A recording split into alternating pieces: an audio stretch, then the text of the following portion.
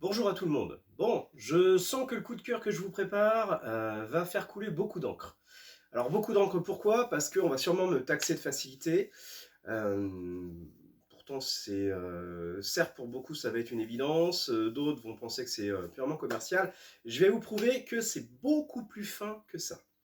Pourquoi? Ben parce que je vais vous parler d'Arsène Lupin. Alors c'est vrai que ça fait quelques années que Lupin, on en entend parler sur à toutes les sauces, hein, dans tous les formats, etc. La bande dessinée, elle existe déjà depuis un petit moment, il y a déjà eu plusieurs adaptations. Je tiens quand même à noter et à soulever qu'il y avait quand même une très bonne première adaptation chez un éditeur local pour nous qui était au REP, fait en plus par un auteur, enfin, des auteurs locaux, dont le scénariste, des auteurs locaux, pardon, dont le scénariste qui est Jérôme Félix, et c'est justement sur lui que je veux faire un petit point d'orgue, une petite mise en avant, parce que un autre éditeur qui est Bambou Grand Angle n'est pas passé à travers cette qualité-là, et d'ailleurs a repris ce premier tome, qui était sur l'Aiguille Creuse, et nous allons préparer une suite. Et alors, maintenant que je vous ai un peu présenté le décor, vous avez compris que ça traitait d'Arsène Lupin, vous avez compris que c'était chez Grand Angle, enfin Bambou. Maintenant, c'est quoi l'album? Eh bien, c'est tout simplement la deuxième nouveauté sur Arsène Lupin, à savoir Arsène Lupin contre Sherlock Holmes. Ouais, ça y est. Vous voyez, Sherlock Holmes, Arsène Lupin. Alors là, ça y est, je sens les littéraires tout de suite hérisser le poil.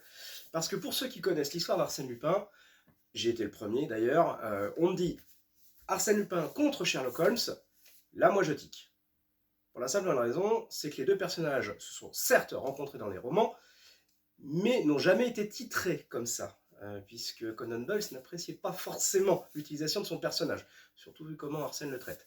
Donc les confrontations littéraires qu'il y a pu y avoir entre les deux s'intitulaient plutôt Arsène Lupin contre Herlock Sholmes. Alors c'est vrai que moi, c'est quand j'ai vu, j'ai beau connaître Jérôme Félix et l'apprécier énormément pour ce qu'il fait, parce que c'est un très bon auteur, euh, je me suis quand même posé beaucoup de questions. Pourquoi reprendre le personnage comme ça, etc. Sachant que vous verrez qu'il y a, euh, pour les amateurs de Sherlock Holmes, des égratignures au personnage. Pourquoi ne pas l'avoir titré comme Maurice Leblanc le faisait? J'ai trouvé ça très osé, il l'assume totalement. D'ailleurs, je vous conseille, quand vous aurez lu l'album, de lire la postface, parce qu'elle explique tout, et vraiment très bien d'ailleurs. Tout est justifié. Donc d'ailleurs, je vais faire du direct. Jérôme, bravo. Euh, et maintenant, on va en parler un peu de cette confrontation. Donc, bon, je ne vais pas rentrer dans une analyse littéraire, hein, ça, chacun est capable de le faire par soi-même, et l'envie ou pas. Moi, je vais vous parler de la bande dessinée, de la confrontation mythique entre notre gentleman cambrioleur et Sherlock, ce cerveau hors norme. On a affaire quand même à deux profils différents. Et qui vont être un peu malmenés.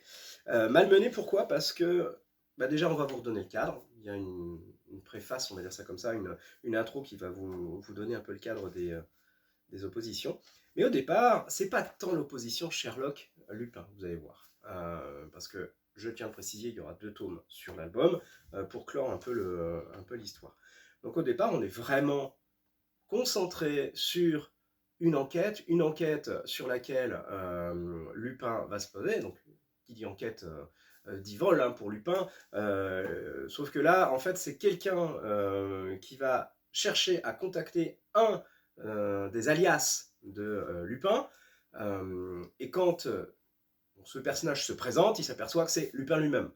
Donc, un faux Lupin est en train de demander un service à un Lupin déguisé. Donc déjà, là, vous commencez à vous dire, ouh, ça sent l'embrouille, ça sent l'arnaque. Qu'est-ce qui se cache derrière tout ça?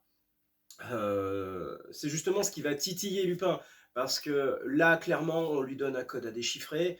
Donc là, ses neurones sont en ébullition. On sent qu'il y a un lien avec quelque chose lié à l'alchimie. Bon, alors là, tout de suite, lui, ça l'intéresse. Puis bon, l'usurpation d'identité ne passe pas non plus inaperçu pour lui. Donc il faut chercher un peu qui peut avoir osé faire ça. sachant que bah, c'est risqué gros pour lui, et puis en même temps, menacé d'utiliser quelque chose que Lupin ne fait pas, menacé de tuer. Je le rappelle, Lupin ne tue pas.